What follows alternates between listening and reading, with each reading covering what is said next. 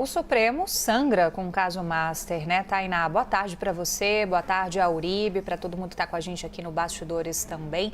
E sangra por diversas suspeitas que recaem sobre os ministros, né? Tudo aquilo que a gente viu no capítulo de Dias Toffoli, que precisou sair da relatoria desse inquérito. Nessa semana a gente está vendo as primeiras determinações do ministro André Mendonça e também sobre tudo aquilo que já tinha recaído sobre o ministro Alexandre de Moraes, com base principalmente nos serviços prestados pela esposa do ministro Alexandre de Moraes, a Viviane Barsi de Moraes, via escritório, num contrato que é completamente fora de ordem de qualquer outro tipo de contrato que se tem no mundo jurídico aqui no Brasil, com esses serviços prestados pelo escritório ao Banco Master. E agora, as revelações dessa semana trazem mais suspeitas também gravíssimas em relação à atuação do ministro Alexandre de Moraes, né?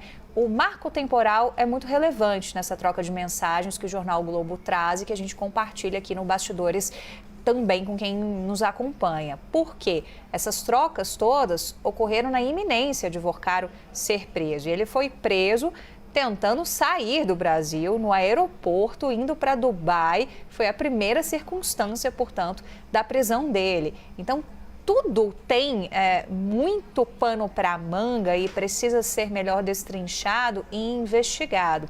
Esses prints todos dessas conversas estão nos materiais que a gente teve acesso, né? A questão é confirmar que aqueles prints foram, de fato, de conversas enviadas ao ministro Alexandre de Moraes, porque o que eles fazem? Qual que é a artimanha digital utilizada nessas conversas? Vorcaro escrevia no bloco de notas do celular, digitava uma mensagem no bloco de notas e enviava como uma imagem. Isso para outras conversas também, não somente nessa suposta conversa com o ministro Alexandre de Moraes. Aí ele enviava como visualização única, mas ali eles iam, teoricamente, conversando. E com isso, uma estratégia digital para simular, portanto. Agora, esses prints do bloco de notas estariam no rolo de câmera, portanto, do celular dele. É por isso que esse material conseguiu chegar até a Polícia Federal e depois também foi repassado, tá, no escopo do material obtido pela CPMI do INSS. Mas, pelo material, por exemplo, que a gente teve acesso, não é possível chegar a essa convicção que até aqui, somente o jornal O Globo tem essa informação, e é por isso que a gente está aqui acreditando também o trabalho dos nossos colegas do Globo, de que, de fato, esses prints são no âmbito dessa conversa entre Vorcaro e o ministro Alexandre de Moraes. O jornal O Globo cita respostas também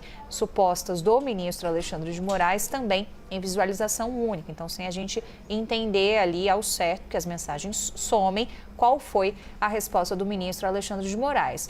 Um pouco do contexto sobre esse caso, mas é mais um episódio que mostra o quanto o caso Master tira por completo o Supremo Tribunal Federal de uma zona de conforto. E o quanto se levanta também, a partir dessas suspeitas, a ideia de que, e aí? O que está acima do Supremo Tribunal Federal? Não tem nada. O Supremo, o próprio nome já diz, Supremo é Supremo. Alguns juristas brincam o seguinte: olha, estaria o Senado com um processo de impeachment de ministros da Suprema Corte. E no Brasil, essa é uma ideia que acabou sendo capitaneada muito pela direita. Tanto é que a direita vai com todo o gás para fazer bancadas de senadores, porque quer ter maioria no Senado a partir das eleições deste ano, e com isso tentar guiar esse tipo de processo. Então, olha como dá um nó à política e tudo aquilo que a gente tem em termos também de quem é que investiga o Supremo, quem é que vai olhar para a atuação dos ministros do Supremo. A gente, na prática, não tem muita viabilidade, porque se a política frear e o Supremo tem influência para frear a política lá no Senado Federal também, nada acontece. Então, é aquele tipo de informação que vem à tona e que vai depender muito dos desdobramentos e do comportamento político para a gente entender que uso isso pode ter e que fim isso pode chegar. Mas são revelações que o jornal O Globo traz, que são de fato gravíssimas e colocam o próprio Moraes muito ali na linha de frente também. A Viviane Barsi e o próprio ministro Alexandre de Moraes são dois contatos que estão no celular do Daniel Vorcaro. A Viviane Barsi, inclusive, ela é descrita como Vivi Moraes na agenda do banqueiro Daniel Vorcaro e se demonstra ali até um certo nível de intimidade, né?